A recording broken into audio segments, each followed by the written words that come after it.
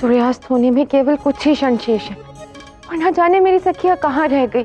मुझे तो ऐसा प्रतीत होता है कि इन्हें कुछ पड़ी ही नहीं है कि मैं इनसे रुष्ट हूँ। राधा, ये देखो हम क्या लाए तुम्हारे लिए। अब तुम्हें हमें क्षमा करना ही पड़ेगा।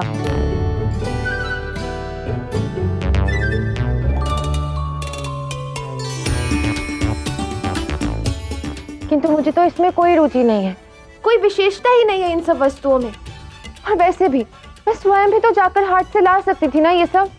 किंतु हाट से नहीं, बरसाना के बाहर वाले मेले से लेकर आए हैं। ये देखो, ये चुनरी ना तुम पर बहुत अच्छी लगेगी। क्षमा करना, किंतु मुझे नहीं लगता कि ये मुझ पर जचेगी।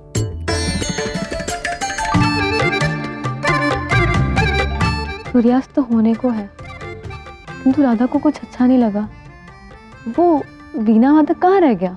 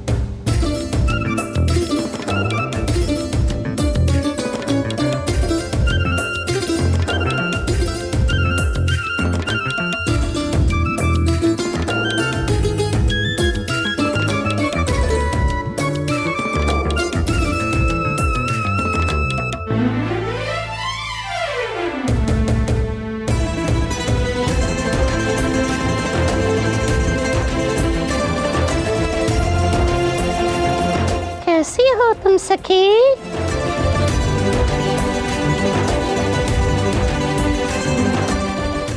मैंने पूछा कैसी हो तुम सखी? मैं ठीक हूँ, किंतु तुम कौन हो? मैं वो हूँ जिसकी तुम्हें प्रतीक्षा है। मैं वो हूँ जिससे तुम्हें अपेक्षा है।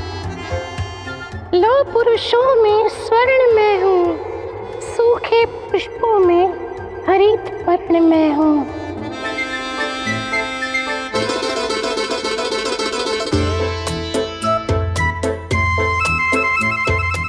तुम गौर जैसे श्वेत कमल, मैं मेघा जैसे श्याम वर्ण हूँ।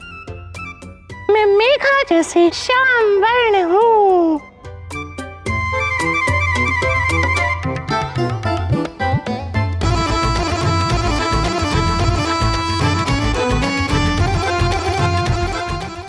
गोपियों की रानी हो और मैं गोपा देवी हूँ। गोपा देवी हूँ। गोपा देवी हूँ।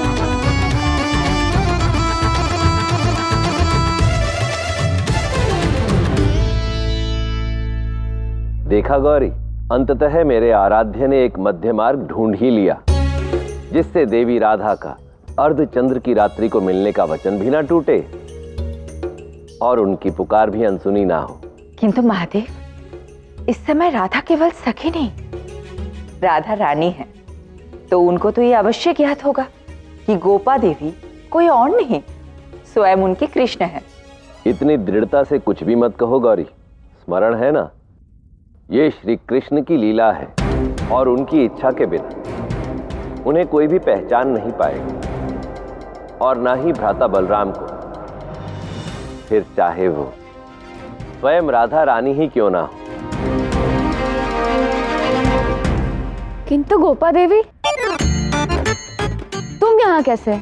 हम तो मेले में किसी और से मिले थे। ये मेला समाप्त हो जाए, उसके बाद ही हाट बंद करके फिर चलता हूँ आपके साथ। हाँ, तो उन्होंने ही तो मुझे यहाँ पे भेजा है ना, वो अभी आ ही रहे हैं। सुनो, सुनो। अरे आया आया। आ गए। मूंछों में समय लग जाता है।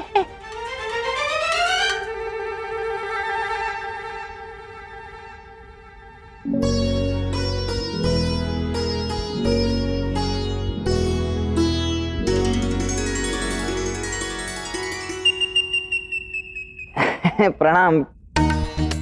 इतने समय पश्चात, मेरा अर्थ है कि वो आपको देखकर ऐसा लगा जैसे मैं साक्षात अपनी छोटी बहन से मिल लिया। प्रणाम।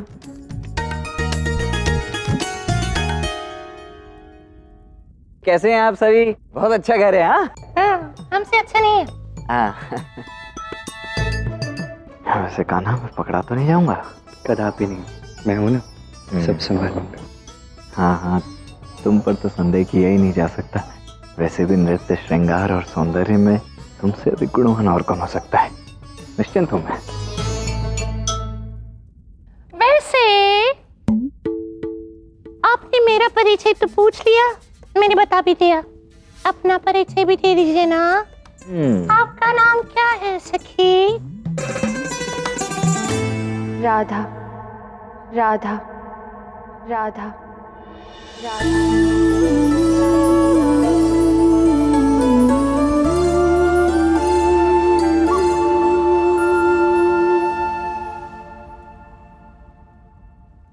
क्या नाम है? राधा। राधा, कितना अच्छा नाम है। ऐसा नाम है जैसे मानो जिसको ये मिल जाए उसकी कट जाए हर बाधा। राधा राधा, वाह वाह वाह। गोपा देवी, तुम सत्य में इनसे श्रेष्ठ संगीत बजा लेती हो। हो, क्या पूछ लिया। महादेव मुझसे झूठ ना बुलवाएं। कभी मैंने घमंड तो नहीं किया है, किंतु मैं वो हूँ जो अपनी मधुर संगीत से मरुस्थल में वर्षा करा दे। मैं वो हूँ जो बिना बरखा के मोर नचा दे। मैं वो हूँ जो एक क्षण में युद्ध रोक दे तो एक क्षण में युद्ध का शंखनाद कर दे। मैं वो हूँ जो कभी रूप परिवर्तन तो कभी युग परिवर्तन कर दे। क्या क्या करना है बताओ बताओ बताओ। किंतु हमें यहाँ कोई युद्ध नहीं रोकना, ना ही कोई बड़ा कार्य करना है। बस हमें तो हमारी सखी को प्रसन्न करना है जो हमसे रुष्ट है। अरे बस इतनी सी बात। ये कार्य तो हमारी गोपा देवी के लिए चुटकी बजाना नहीं। आपकी सखी की मनोदशा ही ठीक करनी है ना।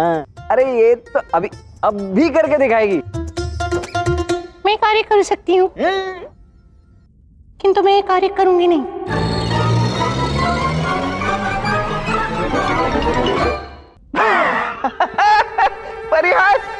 प्रयास बहुत करती है। प्रयास नहीं कर रही मैं।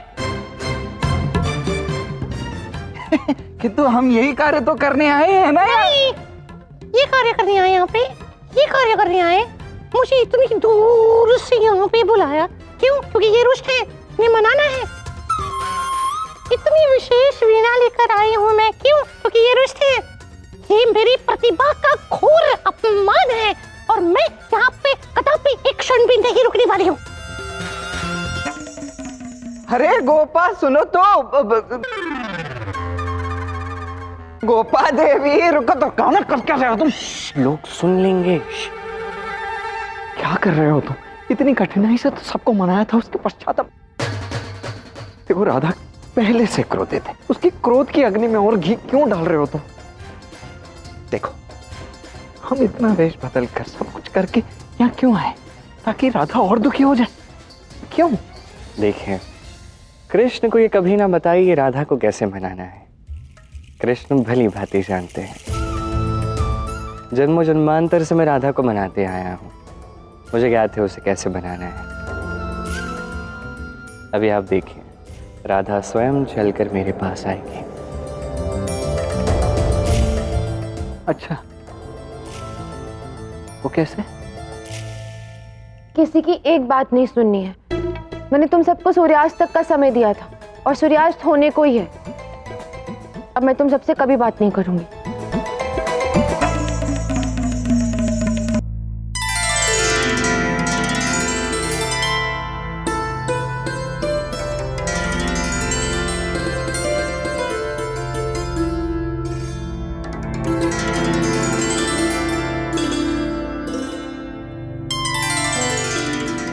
मुझे अनुभव हुआ के युद्ध रोकना फिर भी सरल है, किंतु एक सुंदर कन्या का मन मोह लेना अत्यंत कठिन है ना?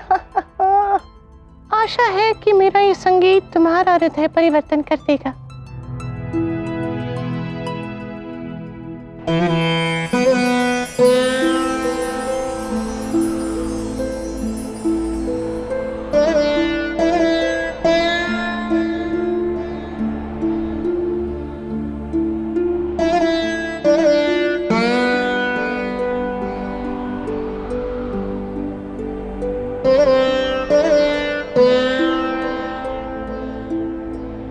मुझसे तो रहा ही नहीं जा रहा है। चलो ना राधा, हम सब मिलकर इस संगीत का आनंद लेते हैं।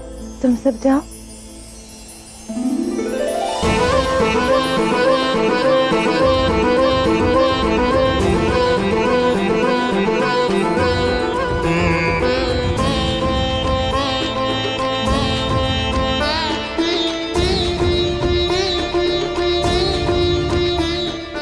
गौरी, आराध्य की लीला का यह दृश्य तो अत्यंत सुंदर है। देखो ना, राधा की सखियों को यह ज्ञात भी नहीं कि गोलोक में उन्होंने श्री कृष्ण के साथ बहुत सी रास लीलाएं रची हैं। फिर भी श्री कृष्ण के प्रति उनका प्रेम कितना दिव्य, कितना पवित्र है।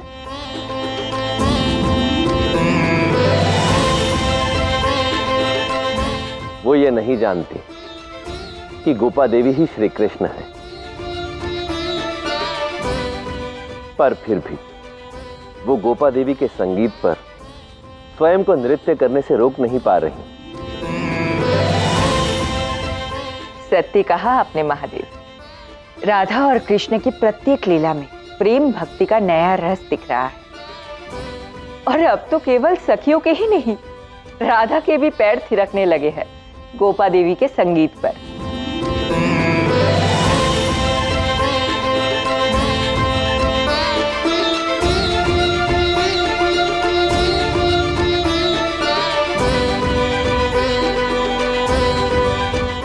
कैसा आभास हो रहा है मुझे।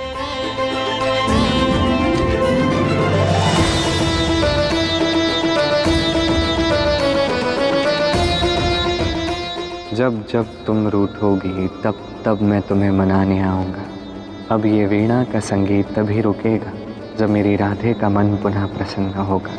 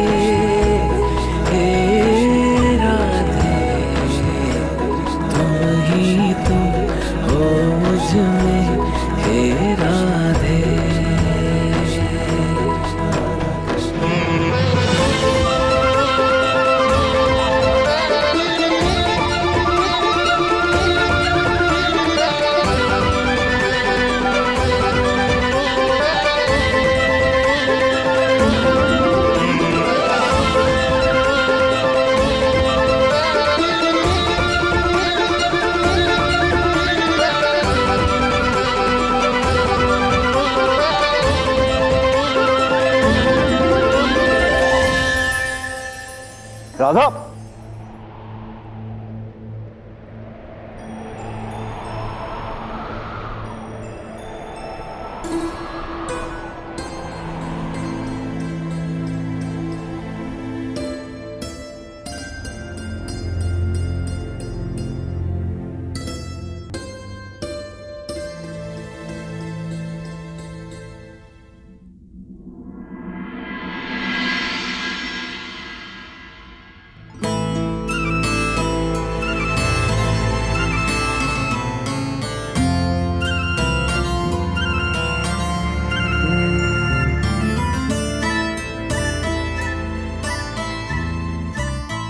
कैसा लग रहा है अब राधा? तुम भी ना राधा, पहले ही रुष्ट होकर हम सबको चिंतित कर दिया और अब ऐसा नृत्य किया कि अचेती हो गई और हम सबको अधिक चिंता में डाल दिया। पता नहीं, किंतु उस क्षण ऐसा मन कर रहा था जैसे सब भुलाकर केवल नृत्य ही करो। आज के लिए बहुत नृत्य हो गया राधा, अब विश्राम करो। हाँ, मैं तुम्हारे लिए भोजन लेके आती हूँ।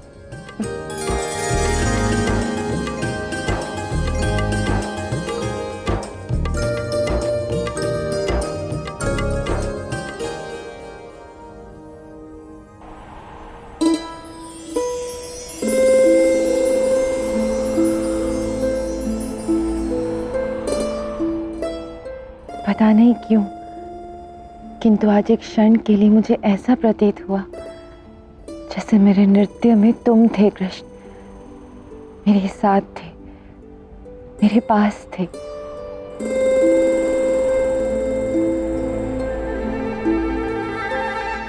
भाव से पकड़े।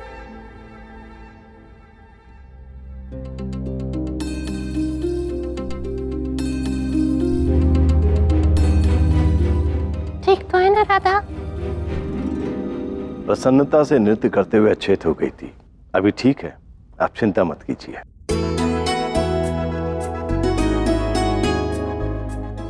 इससे पूर्व मैंने कभी अपनी पुत्री को इतनी प्रसन्नता से नृत्य करते हुए नहीं देखा।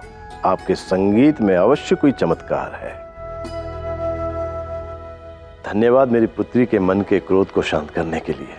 नहीं नहीं, आप मुझे धन्यवाद मत कीजिए। आपको ज्ञात ही नहीं है कि मैं आपकी कितनी आभारी हूँ। मैं कुछ समझा नहीं।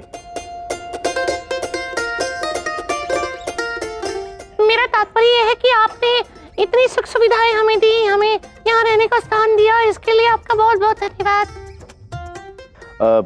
आप दोनों अगर यहाँ से भोजन करके जाते तो मुझे और मेरी पुत्री राधा और उसकी सखियों की प्रसन्नता होती। नहीं नहीं नहीं, वो हाट में हमने दुकान स्थापित की है, उसका ध्यान रखना है ना, हमें जाना होगा। अरे गोपाल, दुकान का ध्यान मैं रख लूंगा ना। नहीं, आपको कहाँ आता है, इनको नहीं आता है, मुझे आता है, हमें जाना होगा। ठीक है, क्षमा कीजिए, हम चलते हैं, आके दीजिए।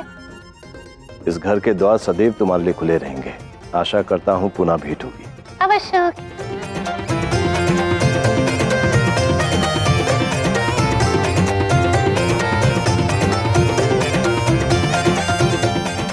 हम सत्य में जा रहे हैं कान्हा।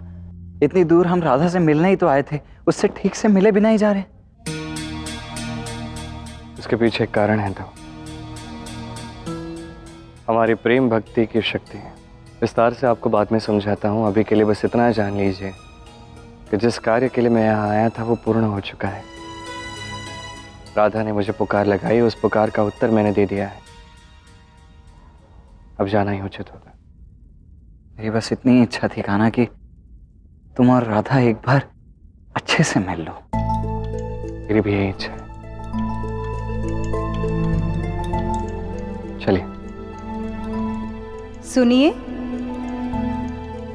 कदाचित यहाँ के लोग हमें जाने नहीं देंगे। चलो।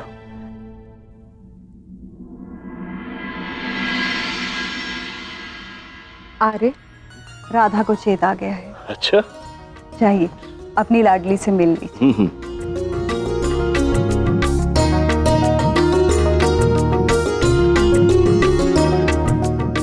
चलिए, जिस कार्य के लिए मैं यहाँ आया था वो पूर्ण हो गया। अब मैं यहाँ से जा सकता हूँ।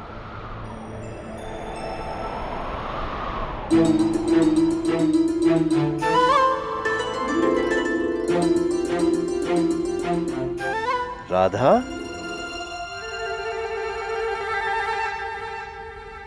पुत्री, ठीक तो हो ना? हाँ बाबा, किंतु गोपा देवी कहाँ है? मुझे उनका धन्यवाद करना है। पुत्री वो तो चली गई।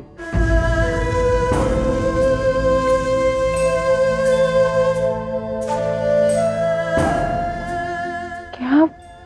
हाँ, मैंने उन्हें रोकने का प्रयास किया था, किंतु उन्होंने कहा कि कोई आवश्यक काम है जिसकी वजह से उन्हें जाना होगा। अभी अभी कुछ समय पहले ही गई हो।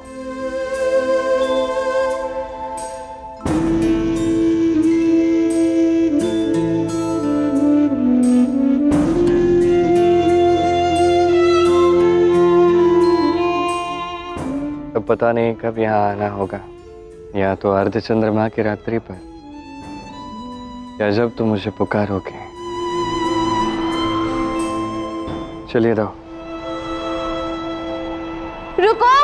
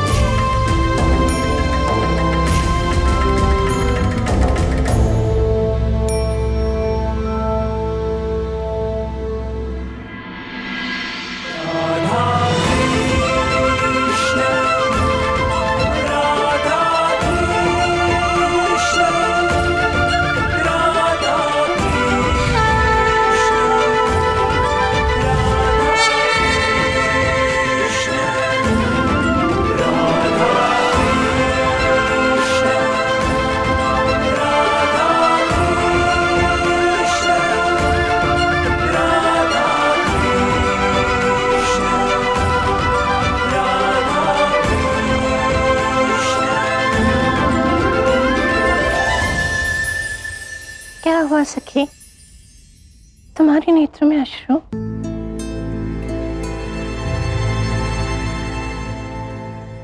क्षमा करना, मैं नहीं जानती कि मैं ऐसा क्यों कर रही हूँ, किंतु मैं नहीं चाहती कि तुम यहाँ से जाओ। ऐसी क्या विशेषता है तुम में? कौन हो तुम?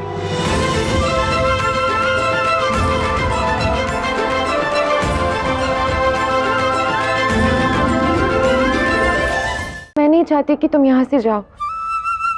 ऐसी क्या विशेषता है तुम में? कौन हो तुम?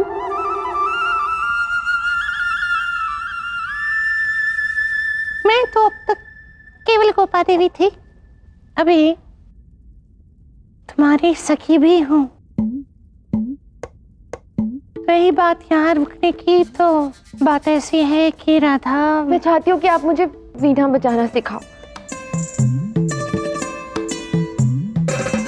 देखो राधा, अच्छी बात है, किंतु वीणा बजाना जो है वो प्रेम करने की बात ही होता है।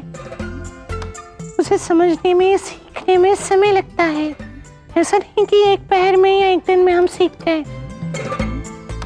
गोपा, यदि राधा कह रही है तो सिखा दो ना उसे।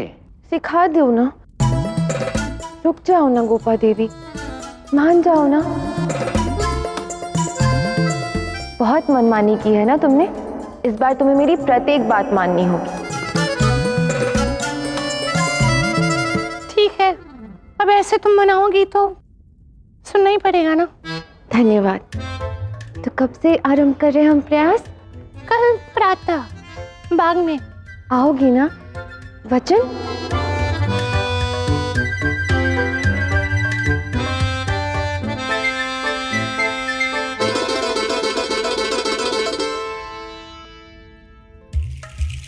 वचन। अब हम चले। पता नहीं क्यों, किंतु मुझे ऐसा लग रहा है कि गोपा देवी के माध्यम से मैं तुम तक पहुंच पाऊंगी कृष्ण। अब तुमने मन बना ही लिया है मुझसे मिलने का राधे, तो मुझे भी लगता है कि हमारा मिलन अब शीघ्र ही होगा।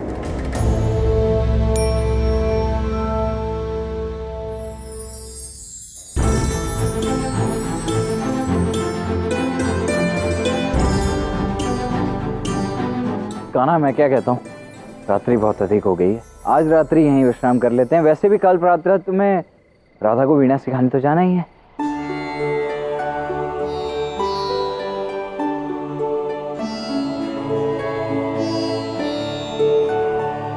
वैसे कान्हा, एक बात मुझे समझ नहीं आई, तुम्हें यहां से जाने की इतनी अधिक शीघ्रता क्यों थी? पहले तुमने वृषभान जी को मना कर दिया, फिर उसके पश्चात राधा को भी वीणा सिखाने से मना करने वाले थे। तुमने तो मुझसे कहा था कि जब तक तुम्हारी इच्छा नहीं होगी तब तक हमें कोई भी नहीं पहचान पाएगा, स्वयं राधा भी नहीं। फिर समस्या क्या थी? मैं यहाँ इसलिए नहीं रुका क्योंकि मैं नहीं चाहता उसे ज्ञात हो कि मैं और राधा दोनों साथ हैं।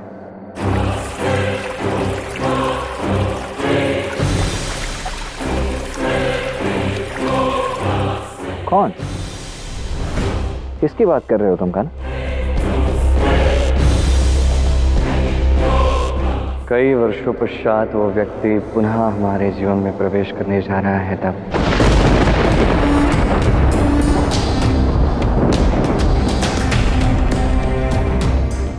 राधा के अतिरिक्त तो हमारे जीवन में एकमात्र मैया और बाबा ही हैं कान्हा। और कौन है? अब जैसे मैया, इस नाम से ही मन में प्रेम का संचार हो जाता है, और वो जो आने वाला है उसकी सोच से ही भय व्याप्त हो जाता है। मैया सदैव हमारी ओर आगे बढ़ती हैं प्रेम देने के लिए, दुलारने के लिए, मनाने के लिए, लाड करने के लिए, किंतु ये हमारी ओर आगे बढ़ेगा हमारे अंत की इच्छा लेकर। यशोदा मैया ने सदैव हमें प्रेम के बंधन में बांध रखा है, और उसने हमारे वास्तविक माता पिता को हमारे जन्म से पूर्व ही बंदी बनाकर रख दिया है था।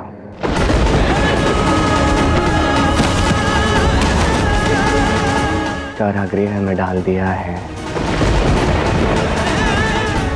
हमारे वास्तविक माता पिता भी बेड़ियों में। वो जिसके शब्द में माँ है, किंतु उस व्यक्ति में ममता का एक अंश तक नहीं। हमारे मामा श्री है वो।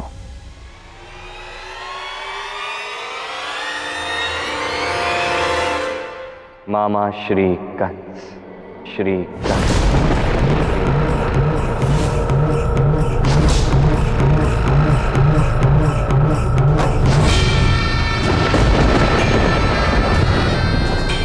और उनके जीवन का मात्र एक ही उद्देश्य है,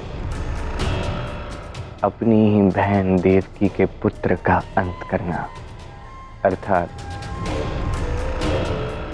मेरा अंत करना।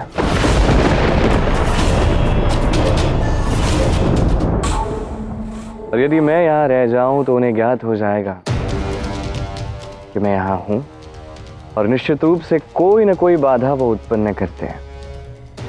मेरी और राधा के इस प्रेम गाथा में कोई न कोई बाधा डालने का वो प्रयास अवश्य करते हैं। और सत्य कहूं तो वही नहीं, इस संसार में जितनी भी नकारात्मक शक्तियां हैं वो मेरे और राधा के इस प्रेम भक्ति की शक्ति का आभास कर सकते हैं। अर्थात जब जब राधा और तुम मिलोगे तब तब ये सारी नकारात्मक शक्तियां और भी अधिक प्रबल हो जाएंगी। इसीलिए तुम वहां राधा के पास नहीं रुकना चाह रहे थे।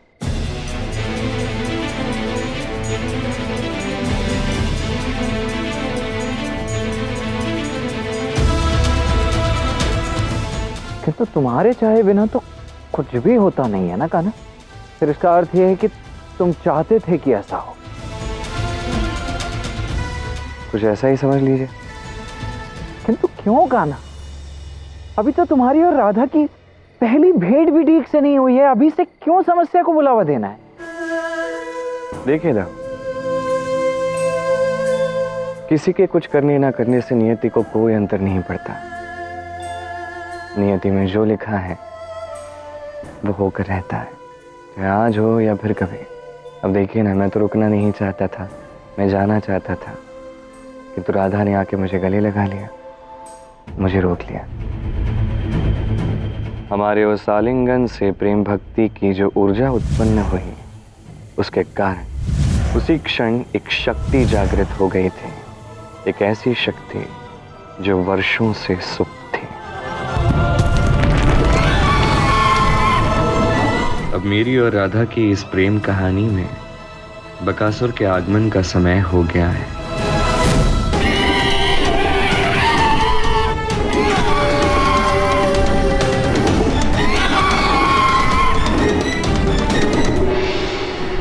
तुम यहाँ क्या कर रहे हो बकासुर? मुझे इसी क्षण महाराज कंस से मिलना है। उन्हें बताना है कि मुझे अब भी आभास है कृष्ण के जीवित होने का। तुम्हारी मति भ्रष्ट हो गई है। इतने वर्षों से महाराज कंस प्रसन्न हैं। उन्हें लगता है कि कृष्ण गोकुल अग्निकांड में मारा गया है, किंतु तुम फिर से उन्हें संदेह में डालकर विचलित करने आए हो। लौट जाओ यहां से, अन्यथा पछताओगे। मैं कह रहा हूं ना तुम्हें, मुझे आभास है कि कृष्ण अब भी जीवित है और महाराज का ये जानना अति आवश्यक है। अक्रूर जी, शीघ्र चलिए, महाराज कंस अत्यंत क्रोध में है। अब तो महाराज वैसे भी क्रोधित हैं। मुझे ले जाओ उनके समक्ष। यदि वो मेरा वध भी कर दें तो भी मैं सज्ज हूँ, किंतु मैं उनसे मिलकर ही रहूंगा।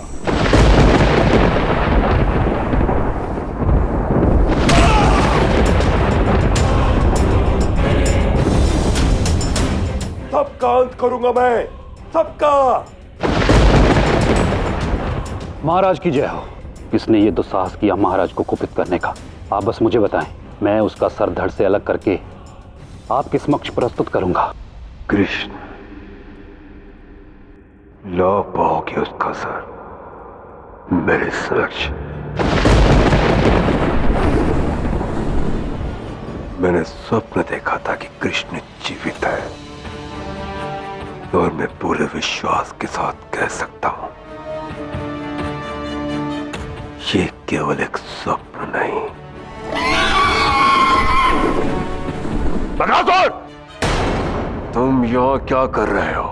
मुझे भी आभास हुआ कि कृष्ण जीवित है और इसीलिए ही मैं शीघ्र आप तक चला आया। महाराज,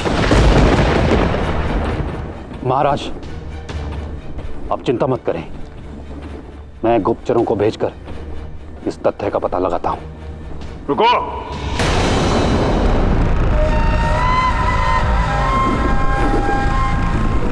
गुप्तचर की आवश्यकता युद्ध से पहले होती है योजना बनाने के लिए, और मैं महाबली कंस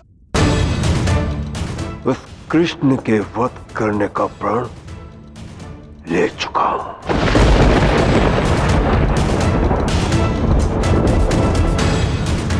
सिंह के मुंह पर जब रक्त लगता है तो वो अपना भोजन स्वयं ढूंढ ही लेता है,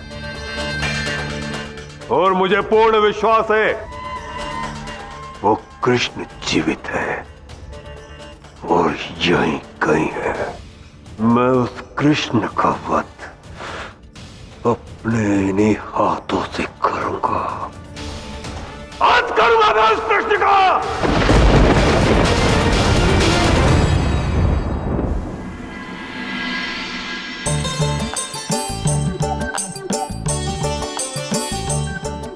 राधा, सूर्योदय से पूर्व से बैठे हैं हम। सूर्य आकाश में चढ़ चुका है। मुझे नहीं लगता गोपा देवी आएगी। गोपा देवी ने मुझे वचन दिया है कि वो मुझे वीणा सिखाएंगी। एक ही भेंट पे इतना विश्वास कि उसके दिए वचन को सत्य मान लिया। इस समय तो ये अंतर मैं स्वयं ही नहीं कर पा रही। पता नहीं क्यों ऐसा प्रतीत हो रहा है, जैसे न जाने कब से मैं उसे जानती हूँ। चलो सखियों, तुम भी करो प्रतीक्षा गोपा देवी के लिए, हम घर लौट रहे। रुको रुको रुको, कुछ समय और रुक जाओ ना। एक बार गोपा देवी आ जाए फिर मैं उन्हें जाने ही नहीं दूंगी।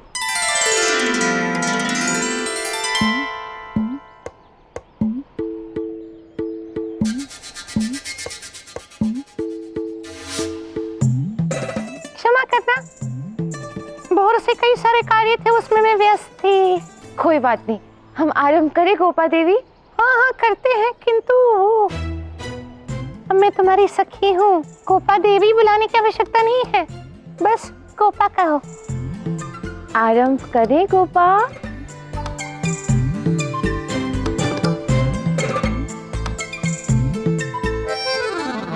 देखिए, सर्वप्रथम ये समझना आवश्यक है कि संगीत का जन्म होता है 7 स्वरों से, जैसे 7 सागर, 7 ताल, 7 रंग, 7 ऋषि, वैसे ही 7 सुर। सा, रे, का, मा, पा, ता, नी, ऐसे। हाँ, इसमें कौन सा तार बजाने से कौन सा सुर छिड़ता है? तनपी बजा के नहीं, अभी नहीं। हर कार्य को करने का एक उचित समय आता है। इतनी शीघ्रता नहीं करनी चाहिए, सब गड़बड़ हो जाती है। यदि इच्छा प्रबल हो और मन पवित्र हो तो समय का कोई बंधन नहीं होता, सब संभव होता है। ला, ला, ला, अरे मान जाओ ना मेरी बात। देखो क्या होता है, जैसे एक पुष्प है, पुष्प अपना समय लेके खिलता है, तत्पश्चात कितनी अच्छी सुगंध आती है ना उससे। उसी प्रकार ग्रीष्म ऋतु के पश्चात जैसे ही वर्षा होती है, समस्त वातावरण खिल उठता है कि नहीं? हर कार्य को करने का एक उचित समय होता है, तभी करो तो जीवन सुखमय हो जाता है। ठीक है, अब मैं बजाने का प्रयास नहीं करूंगी, किंतु तुम्हें बजाते हुए देख तो सकती हूँ ना। अब बजाओ, अब मैं देखती हूँ तुम्हारे हाथों का चमत्कार। हे महादेव, यदि राधा मेरे और निकट आई तो हमारी ऊर्जा फिर बकासुर को आभास करा देगी मेरे विषय में। अरे क्या हुआ, बजाओ ना। हाँ, मैं बस सज हो रही थी।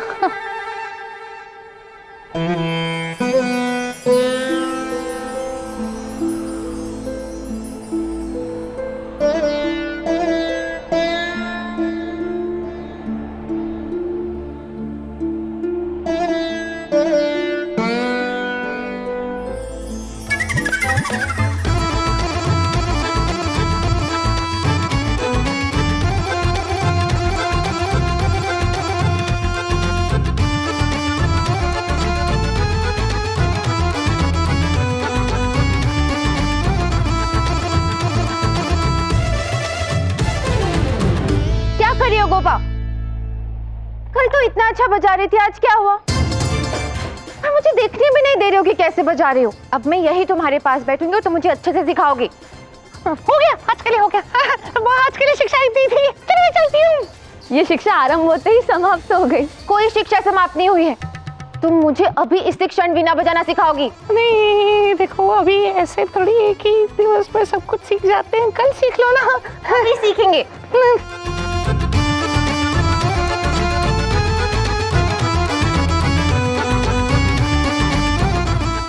अरे ये क्या हो रहा है यहाँ पे?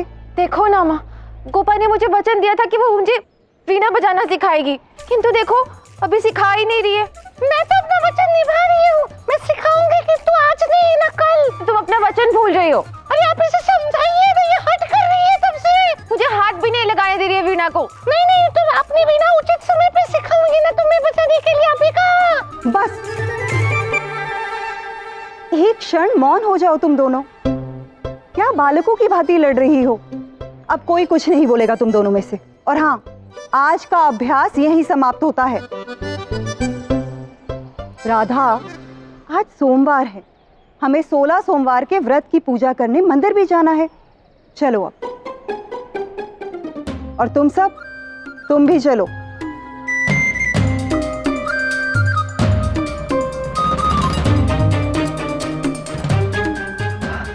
हे महादेव, आज तो आपने मुझे बचा ही लिया, अन्यथा पता नहीं। गोपा,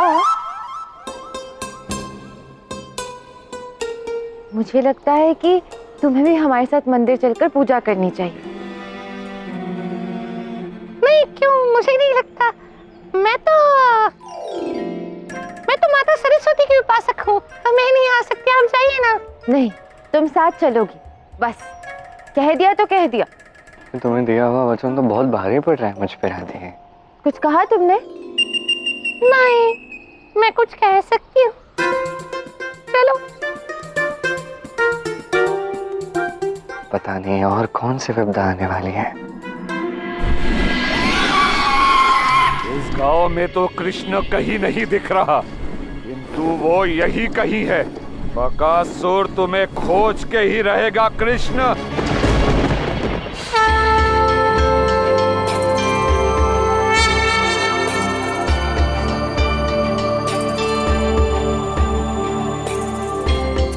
अब तुम सब एक एक करके शिवलिंग का अभिषेक करते हुए जप करो।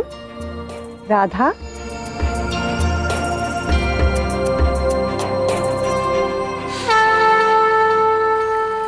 ओम नमः शिवाय। ओम नमः शिवाय। राधा के मुख की ये प्रसन्नता बता रही है कि राधा के मन में क्या है।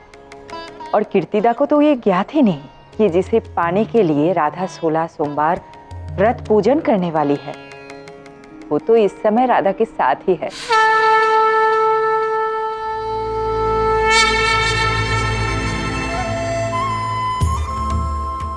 हे महादेव, इस बार आपके नाम का ये 16 सोमवार व्रत करने के पीछे मेरी आशा क्या है, ये तो आप भली भांति जानते हैं। मुझे आशीर्वाद दीजिए कि कृष्ण और मेरा विवाह हो जाए।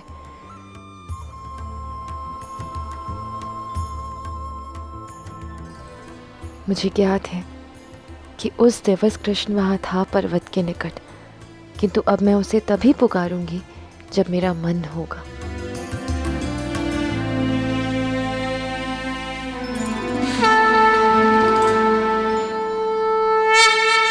गोपा, पुत्री अब तुम अभिषेक करो।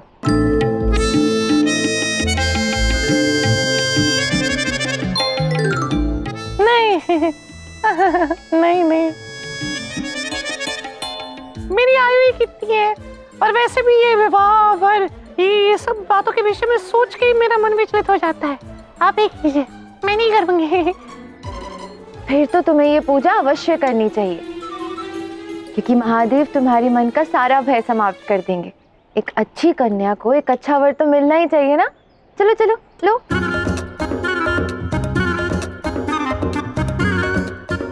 अरे चलो, उठो भी, करो अभिषेक, मांगो महादेव से अपना मन चाहा वर। उठो उठो।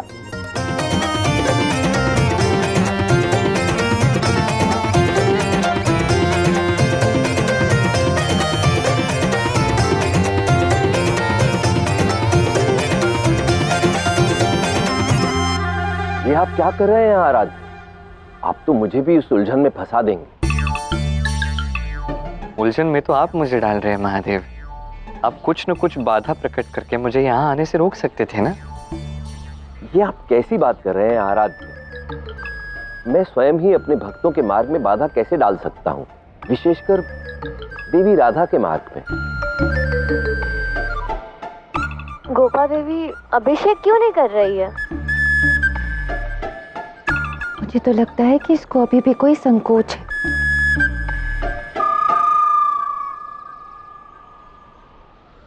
गोपा, यदि तुम्हें कोई संकोच हो रहा है तो कोई बात नहीं, मैं तुम्हारी ओर से महादेव से प्रार्थना कर देती हूँ। हे महादेव, गोपा के लिए भी गुणवान, सुंदर और पवित्र मन का, और जो उससे अत्यंत प्रेम करे, ऐसा वर उनके लिए चुनना। महादेव, अब आप क्या करेंगे? राधा की प्रार्थना स्वीकार करेंगे और देंगे अपने ही आराध्य को एक वर मिलने का आशीर्वाद। गौरी, मैं कौन होता हूं अपने आराध्य को आशीर्वाद देने वाला? राधा और कृष्ण का प्रेम तो इतना दिव्य, इतना पवित्र है कि ये युग, जन्म, पुरुष स्त्री की पहचान से भी अलग है। मैं तो केवल उनकी इस प्रेम भक्ति को प्रणाम कर उनकी इस अद्भुत लीला का साक्षी बन सकता हूं।